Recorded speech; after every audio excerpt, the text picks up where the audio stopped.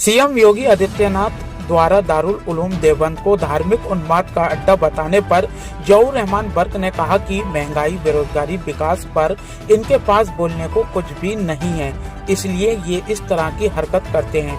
सपा पर वंशवाद के आरोप पर उन्होंने बीजेपी को अपने गिरबान में झांकने की नसीहत दी। मुजफ्फरनगर में संजीव बालियान और संगीत सोम के बीच मची रार पर कहा कि बीजेपी में सांसद विधायकों का भी सम्मान नहीं है। बीजेपी ने सभी का अपमान किया है।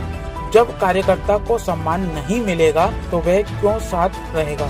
आइए सुनते हैं क्या कहा जहूर रहमान बर्क ने। चुनाव को लेकर के मैं और हमारी पूरी टीम, सारे लोग मेहनत में लगे हुए हैं और लगातार जनसंपर्क कर रहे हैं, सभाएं कर रहे हैं और मुझे खुशी है कि लोगों का समर्थन भी, सभी लोगों का, मुस्लिम समाज का तो मिल ही रहा है, उसके साथ साथ हिंदू समाज का भी समर्थन काफ़ी बड़ी तादाद में मिल रहा है।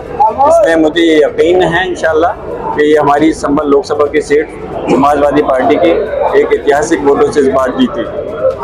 आज योगी जी ने दारुल देवबंद को मजहबी जुलूम का अड्डा बताया, क्या कहें?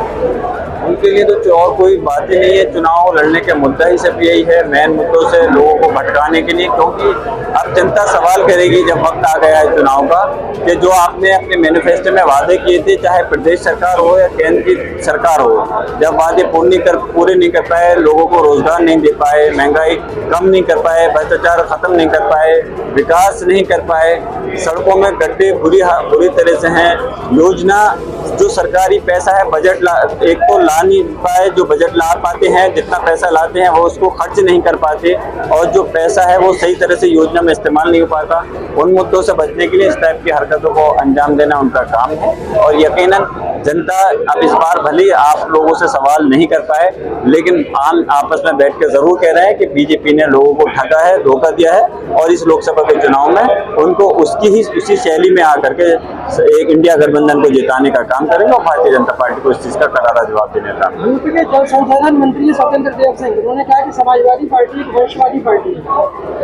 उनके वंशवादी समाजवादी पार्टी कहते हैं, तो मैं कहना चाहता हूँ भारतीय जनता पार्टी खुद अपने गिरबान में जा करके देखे, खुद उनके यहाँ इस टाइप के लोगों को टिकट दिया जाता है, नहीं दिया जाता है।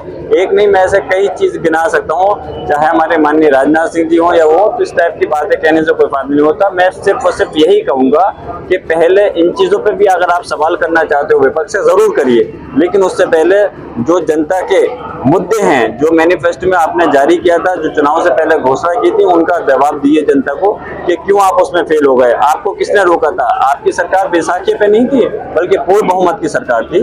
जब आप उनको पूरा नहीं कर पाए तो यकीनन आप उन सवालों से बचने के लिए इस चुनाव को दूसरी तरफ डाइवर्ट करना चाहते हो, लेकिन आप बार बार धोखा दे करके डाइवर्ट कर चुके हो। इस बार इस देश की जनता बेवकूफ नहीं है, वो बहुत समझदार है और इस बार आप लोगों को जरूर, मैं समझता हूँ, जवाब देने का काम करेगी।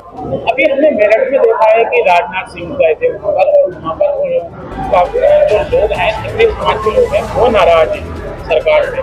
तो कहीं न कहीं ऐसा लगता है कि इस सीट पर समाजवादी जो है इन लोगों को अपनी तरफ खिंचवाए। देखिए, मैं अगर आपको सही बात बताऊं तो इस प्रदेश और देश के अंदर और कोई समाज ऐसा नहीं है जिसको भारतीय जनता पार्टी ने अपमानित करने का काम नहीं किया है। और कार्यकर्ता तो कार्यकर्ताओं की बात है, उनके विधायक और सांसदों का ये सम्मान उनकी पार्टी के अंदर सुरक्षित नहीं है, ये सच्चाई है।